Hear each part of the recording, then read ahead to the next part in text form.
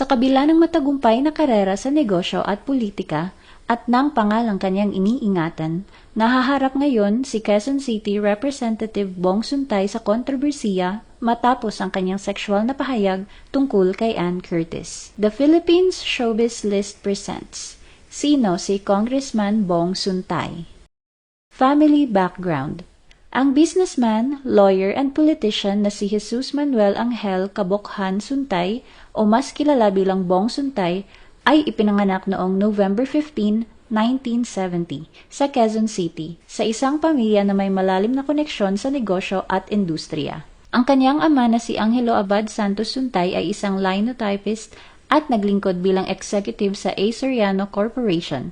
Ang kanyang ina na si Carolina Cabochan ay kabilang sa Cabochan family na kilala bilang may-ari ng El Oro Engravers, isang kumpanya na nag-specialize sa engraving at printing services. Ang kombinasyon ng background ng kanyang mga magulang ay nagbigay kay Bong ng maagang exposure sa parehong corporate at entrepreneurial na mundo.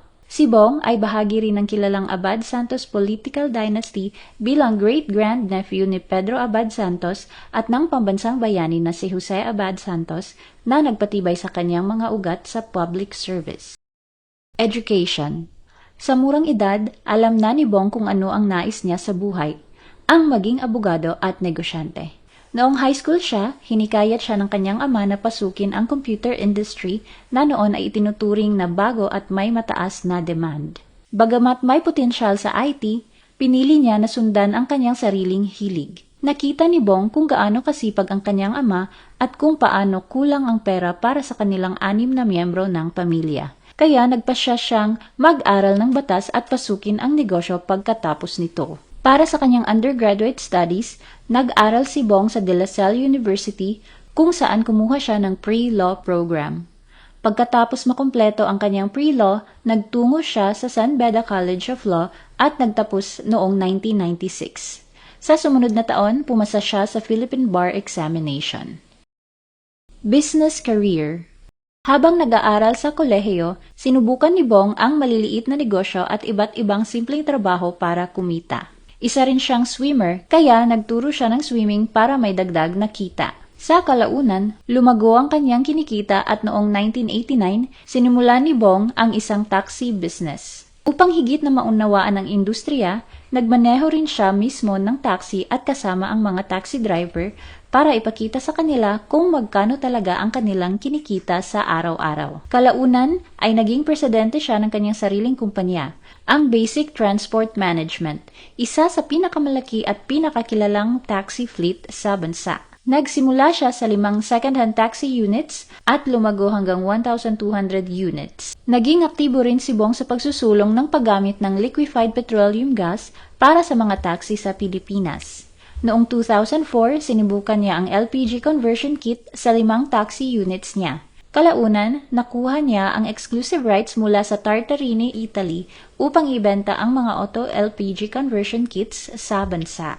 Dahil sa kakulangan ng interes ng malalaking tradisyonal na petrol companies na maglingkod sa maliliit na taxi operators, itinatag ni Bong ang Clean Fuel noong 2006. Mabilis itong lumago at nakikipagsabayan sa mas malaking oil companies. Noong 2022, umabot ang Clean Fuel sa 134 stations sa Luzon at sa Visayas.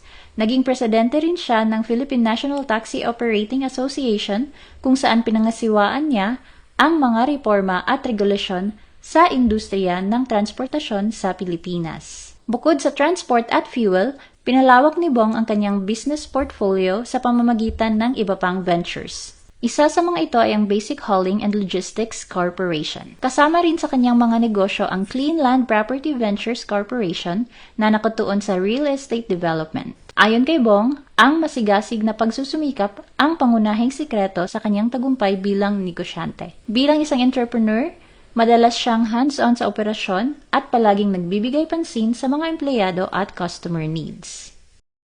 Political career and public service. Matapos patunayan ni Bong ang kanyang kakayahan sa negosyo at batas, pumasok siya sa public service. Nagsimula siya sa lokal na politika noong 1998 nang mahalal siya bilang City Councilor ng Quezon City 4th District. Sa panahong ito, nakilala siya sa kanyang mga proyekto para sa transportasyon at community development at ginamit ang karanasan niya sa negosyo upang mas mapabuti ang operasyon ng lokal na pamahalaan. Muling nahalal si Bong bilang konsehal mula 2007 hanggang 2016. Kilala rin si Bong sa konseho bilang pinakamatagal na majority leader at sa kanyang kampanya, ginamit niya ang moniker na Superman na naging bahagi ng kanyang imahe at branding sa politika. Noong 2019, pumasok siya sa national politics nang mahirang bilang House Representative ng Quezon City, 4th District.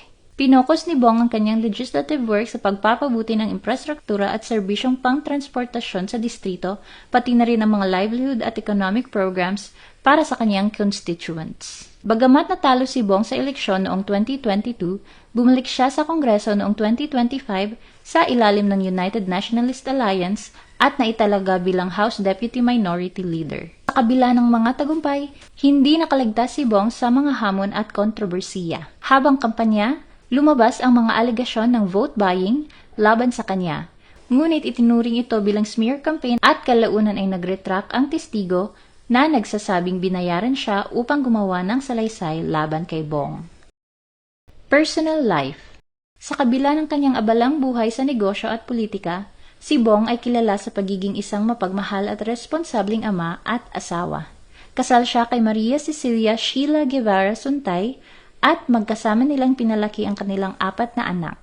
Isa sa pinakamalungkot na pangyayari sa buhay ng pamilya ay ang pagkamatay ng kanilang anak na si Renzo noong April 21, 2018. Ayon sa mga ulat, si Renzo ay nakaranas ng depresyon at nagpakamatay sa edad na 20. Sa isang sanaysay ni Sheila, ibinahagi niya kung paano nila hinarap ni Bong ang kanilang pagdadalamhati at kung paano ito naging inspirasyon upang mas maging mapagmalasakit sa iba, lalo na sa aspeto ng mental health awareness. Ang adhikaing ito ay nagbigay daan sa pagtatag ng YOLO Inc., isang organisasyong upang makatulong sa mga kabataan at pamilya na dumaranas ng depresyon na nagbigay diin sa kahalagahan ng pagbibigay ng suporta at edukasyon sa mental health. Samantala, bukod sa kanilang 4 na anak, nabanggit din si Sofia La Forteza, ang leader ng girl group na Cat's Eye, na di umano ay pamangkin ni Bong mula sa side ng kanyang misis. Ang ina ni Sofia na si Carla Guevara ay kapatid ni Sheila.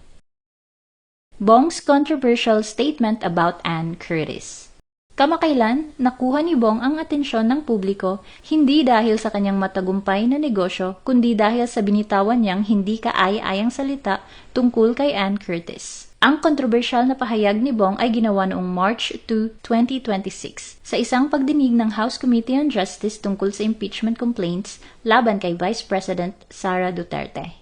Sa nasabing pagdinig, ipinagtanggol ni Bong ang Vice Presidente, partikular sa aligasyon ng sedition na kasama sa isa sa mga impeachment complaints, at ipinaliwanag na ang pagdalo ni Duterte sa isang prayer rally noong 2024 ay hindi maaaring ituring na seditious. Binanggit niya na hindi maaaring managot ang isang tao sa mga sinabi ng iba kung siya ay naroon lamang sa isang pangyayari. Upang ipaliwanag ang kanyang punto, nagbigay si Bong ng isang personal na halimbawa na naugnay kay Ann. Sinabi niya na minsan niyang nakita ang aktres sa Shangri-La at napansin niyang ang ganda-ganda pala nito.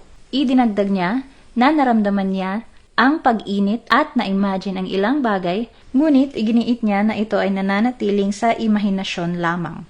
Ayon kay Bong, hindi dapat managot ang isang tao sa bagay na naisip o na-imagine lamang niya. Agad namang nag-react ang ibang miyembro ng komite sa kanyang pahayag. Si San Juan City Representative Isabel Maria Zamora, Vice Chairperson ng panel, ay nagmosyon na tanggalin ang komentaryo ni Bong mula sa opisyal na record ng pagdinig at binigyang diin na hindi angkop marinig ang ganitong uri ng pahayag mula sa mga kasamahan sa Kamara, lalo pa ngayong nagsisimula ang Women's Month. Ayon sa kanya, ang layunin ng mosyon ay hindi pagpuna o pagpaparusa kay Bong, kundi ang paalala sa lahat ng miyembro na sumuporta sa kababaihan sa pamamagitan ng pag-iwas sa ganitong uri ng mga pahayag.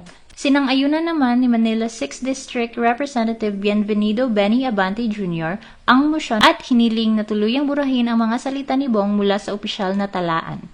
Samantala, ilang showbiz personalities ang naglabas ng kanilang reaksyon sa sexual remarks ni Bong kay Ann, kabilang sina Bianca Gonzalez, Ami Perez, at Karen Davila. Matapos umani ng matinding batikos ang kanyang pahayag, agad na naglabas si Bong ng kanyang panig at paliwanag kung bakit niya iyon sinabi at kung ano ang ibig niyang ipabatid. Sa isang pahayag na inilabas matapos ang kontrobersiya, iginiit ni Bong na walang mali sa sinabi niyang pahayag tungkol kay Ann at mariin niyang pinoprotektahan ang kanyang intensyon sa comment na iyon. Ayon sa kanya, ang kanyang ibinahagi ay isang personal na halimbawa na nais niyang gamitin upang ilarawan ang isang argument sa hearing at hindi ito dapat unawain bilang personal na atake, pag-objectify o kawalan ng respeto sa aktres. Sa halip, ayon sa kanya, ito ay isang talinghaga para ipakita na kung minsan ang mga imahe o naisin lamang ay hindi dapat gawing batayan ng legal na pananagutan. Kung magiging basihan ba ang isipin ang isang bagay kahit hindi ito ginawa. Ayon pa kay Bong, ang nais niya lang ipunto noon ay ang kahalagahan ng context at intent na hindi makatarungan na husgahan ng isang tao batay sa na-imagine lamang niya habang nakakita sa isang pangyayari. At hindi aktwal na kilos o aksyon. Gayunpaman, iginiit niyang naiintindihan niya ang mga reaksyon ng ilan at ang nais ng iba na mas maingat sa mga salitang ginagamit sa pampublikong forum. Ano ang masasabi mo sa video na ito? Mag-like o mag-react at huwag mahiyang mag-comment.